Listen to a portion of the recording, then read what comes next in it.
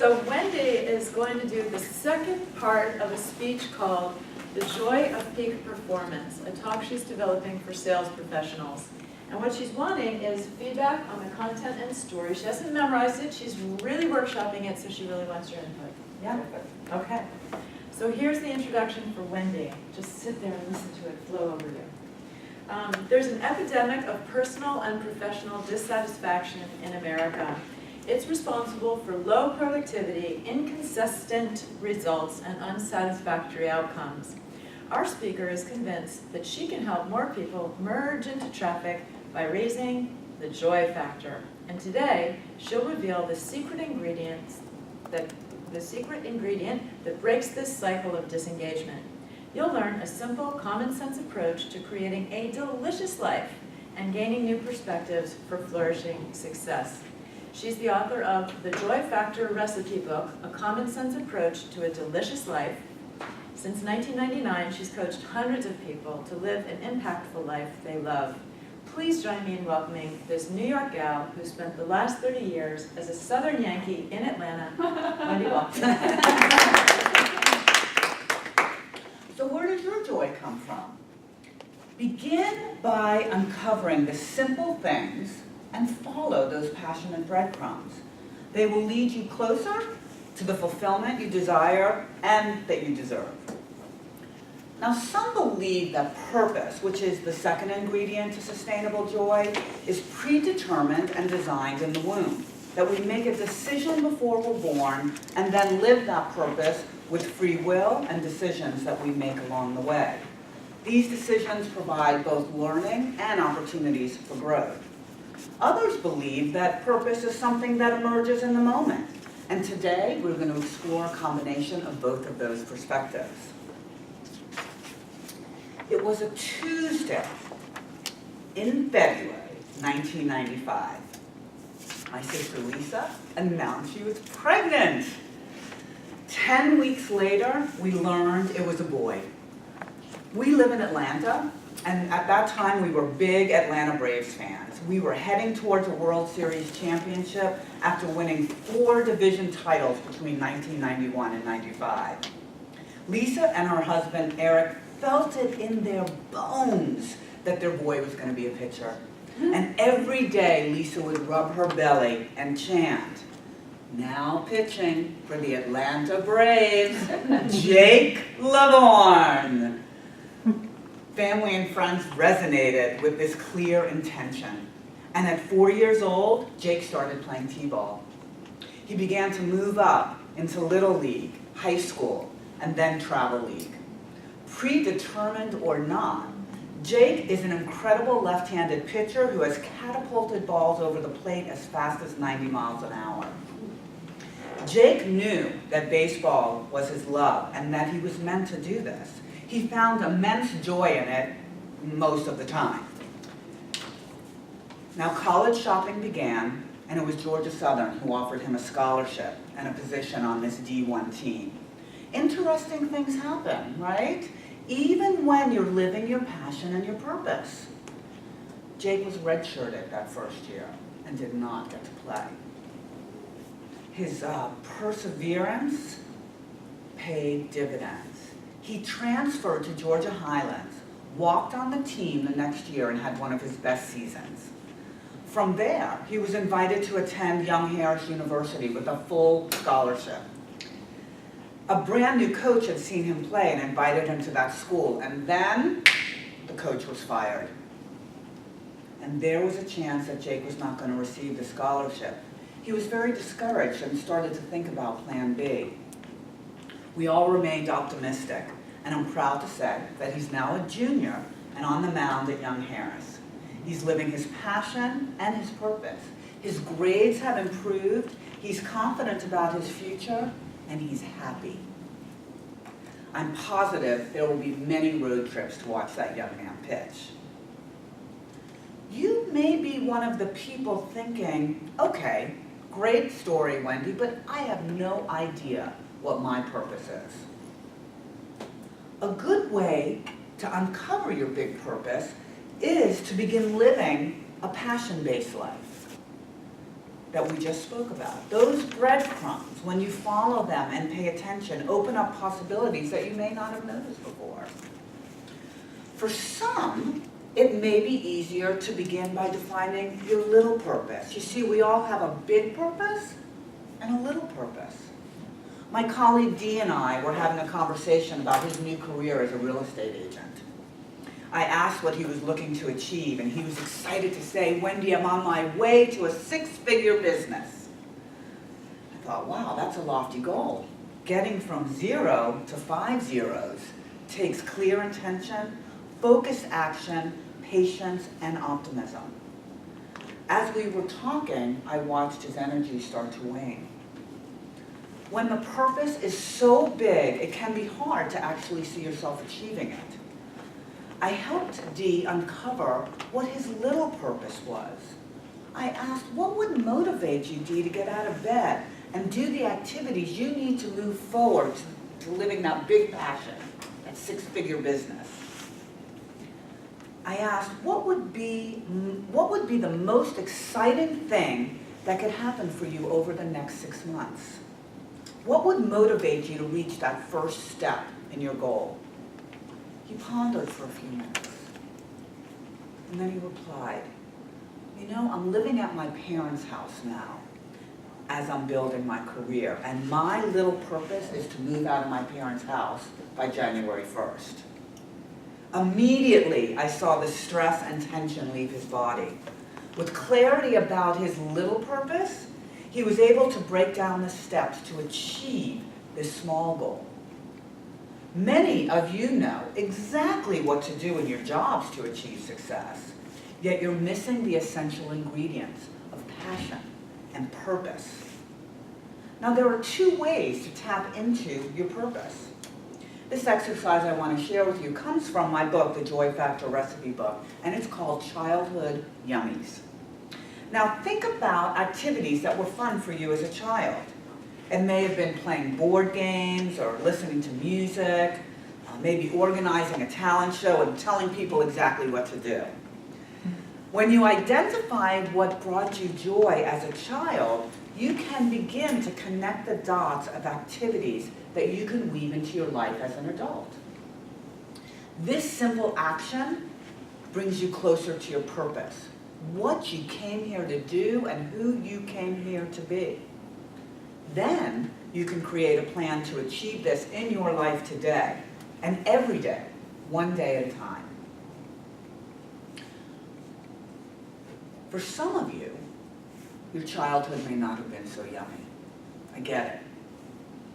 I invite you to ask yourself, what gets you out of bed in the morning? Now, I'm not talking about the alarm clock or the dog licking your face. What I'm talking about is that burning desire that lives inside of you to accomplish something meaningful. My purpose is to be the spark that lights your fire, to be a catalyst. If I couldn't do that one way or another, whether it's standing on stage or being kind to a person in Starbucks, I would not want to get out of bed. I would just pull the covers over my head and stay there. What is it for you? Ponder what gets you out of bed in the morning. As you begin to deliberately integrate your passions and purpose, you're going to experience the 3rd secret to sustainable joy, and that is meaning. Having meaning in your life is more than getting up and going to work every day to provide for your family. It's more than being the best dad, mom, sister, brother, husband, or wife. Those are all important activities that absolutely provide meaning. Yet there's something more if you want sustainable joy that lasts longer than those experiences. You can stretch yourself and step into living a life that you love every day. Orville Ray Wilson, who is one of my teachers, shared a story that is the epitome of meaning. See, Orville Ray has had a very successful career as an author and a speaker. But one of the things he loves is being a drummer in an 18-piece jazz band. In 1969, Buddy Rich brought his band to the gymnasium of Adams High School, where Orville was a sophomore. He sat on the bleachers behind the band, where he could see Buddy's hands and feet. And he knew then that someday he would play like that, but he had no idea how that would manifest in his life. After playing on and off with groups all his life, he joined a community band in 2007, and 3 years ago founded the Flatirons Jazz Orchestra. Their mission is to authentically recreate great American swing era music. Now, when he gained clarity on his purpose, the band came together, and his high school vision was complete. It brings him fulfillment, and he weaves it into his life with rehearsals every week and performances once or twice a month. The meaning, though, the deep payoff, comes when the band is performing. That joy comes from watching people out on the dance floor, connected to the rhythm, the music, and each other. He's contributing to the joy that people are experiencing and keeping this great American art alive. Contribution is an essential component of experiencing meaning.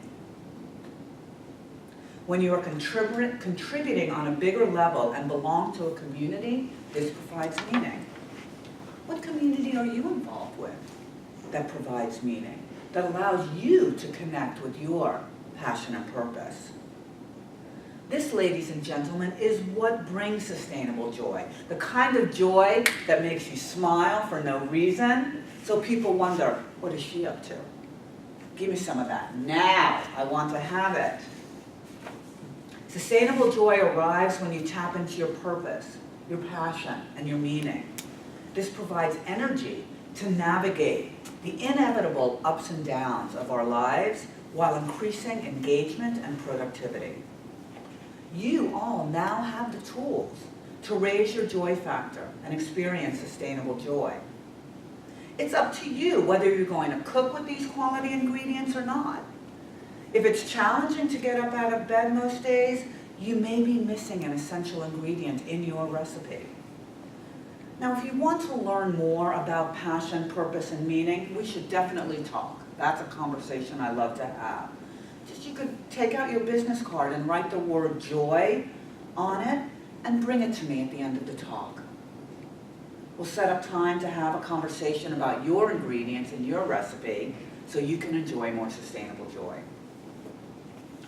Now, as much as I love food and joy, I have another love. And that love, now don't judge me, it's reality TV. I love reality TV. I love the kind of reality TV where people are living their passion, purpose, and meaning. Shows like The Voice, MasterChef, America's Got Talent, where people get to shine and have the opportunity to grow into what they love doing most. A few years ago, Christine Ha, she was the winner of MasterChef, and she really epitomized sustainable joy. She was connected to her passion for cooking that began as a young girl, growing up and learning about food with her family. The most inspiring thing about Christine was that she's blind. Yet she won the contest because she was connected to her passion, purpose, and meaning. And she was a darn good cook. How you combine the ingredients of passion, purpose, and meaning is your personal recipe for success. You can accomplish anything that you want. Sustainable joy allows you to have it. You are the chef of your delicious life. Now make Grandma Ann proud and create something delicious that brings you sustainable joy.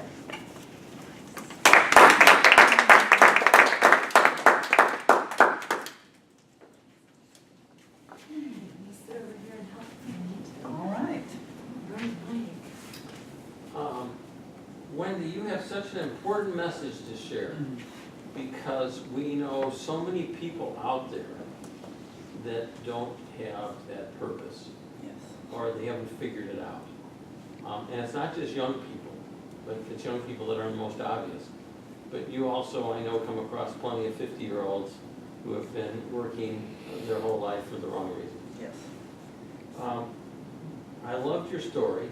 Now, we were coming in the middle of the speech. Yes. Okay? Because your lead, you know, you walked us into more theory. And if this was your lead, I want you to start with Tuesday, you know, right? And Yeah, it's yeah. a boy. Oh, yeah, Okay? yeah, Start right with the story. Yeah. But I understand that this was sort of in the middle. yes. One trivial piece, but it's an important message for all of us, and you gave us a wonderful example, not a good example, is make sure that if you ever use words or acronyms, that everybody knows what you're talking about. My guess is that everybody doesn't know what red shirt means. Or D1 probably, yes, okay, Okay. got it.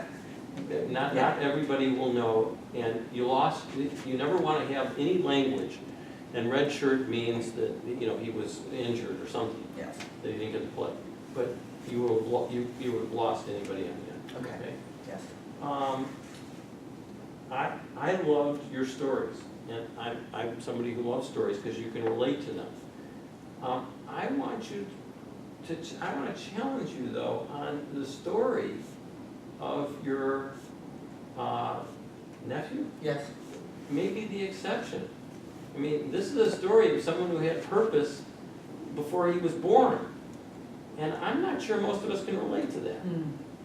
And I thought that there was a little bit of a disconnect because that didn't reinforce it. And I also want to push back on your friend who was starting a business because, my guess is you're going to agree with what I'm about to say, but you didn't separate that. 6-figure business, I don't think is a purpose that will drive the joy. And the example you gave of the jazz player, he wasn't there to make money. He was there to make memories. Yes. And that's really, I think, where you find your purpose. For someone who was reading the material, your delivery was terrific. I wish I could read that good. But your subject matter is so important, your knowledge of it is so important. Bring your examples together closer and so people can relate to it, because there are a lot of people out there that need advice on really defining what their purpose is so they can live exciting lives with passion. Okay, great, thank you. I love the energy that you apply to telling your stories. It's just delicious. I could listen to you all day long. You're so into it. It's awesome.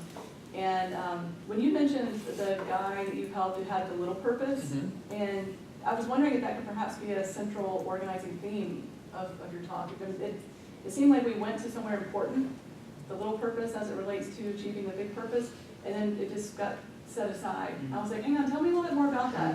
I was very curious about that, and I would either maybe leave that out, or I would talk more about it, one or the other. Okay, great, thank you. You're welcome. Yeah, Steve? Hi, Wendy. Hi. Actually, thank you. I took notes for myself, but depended on your talk there. But do you plan to read your talk or? No, I'm just still in the, you know, I crafted it, but I not. think you can read parts of it because you read so well, but then maybe break it up and have the audience like actualize what you're talking about. Interesting. Thank you. I mean, to me, I'm very action-oriented, so I was looking for a little bit more of involvement too. But I love, obviously, you're passionate about this, and I share a lot of that, so it's great to see other people fighting this message in different contexts. And one of the things I love that I know I need to be better about is I love that your shoulders were back, and you were just clearly confident, even reading it, which obviously that's going to translate over to you delivering it. For me, you know, with some of the, like you were starting to talk about the one activity that I remember, and maybe there may have been more, with the going back to childhood, like, I don't know if you're planning to actually do that and have people take a few minutes to dig in there, but I would love like a really solid lead in to get us ready for we're about to do something, and then walk us through the process of what that actually looks like to take a moment to digest it. For me, it felt a little salesy with the book pitch there, and maybe that's just me and not liking sales and all that kind of stuff. And so other people Mentioning feel the free. book, Abby, just mentioning it's from my book? Yeah, to me it felt a little bit like a punch in the face, like, oh, this is from my book and now we're gonna do this activity that I came up with. I'm awesome. And that's my perspective. Other people are welcome to share theirs as well. To me, I think what I would have loved and that would have made me want to go to your book a little bit more was at the very end of your talk, just saying like, thanks so much for participating in doing this and doing this and doing this. And if you want to dive deeper, let's talk. And also some of those exercises are in my book. And that would be kind of like a final reminder to, hey, this is here and available if you want to talk about it or if you want to dig deeper on your own. Sure. So to me, that may have been, and from my perspective, a little more approachable. The other thing I was looking for were the tools. And I think that could come along with some developed exercises for each piece of this. Because at the end, it was very clear to me that the three things were passion, purpose, and meaning. And then I was trying to reflect back on where did the differentiation come in your message.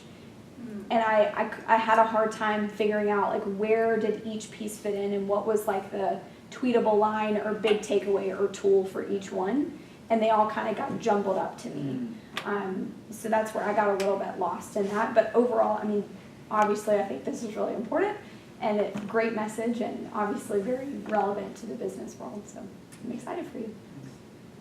So fascinating with creating a keynote, and because what I understand, what I'm learning, because I've been doing workshops and trainings for many, many years, but now stepping into the idea of a keynote is that it's more of the what and not the how. Right.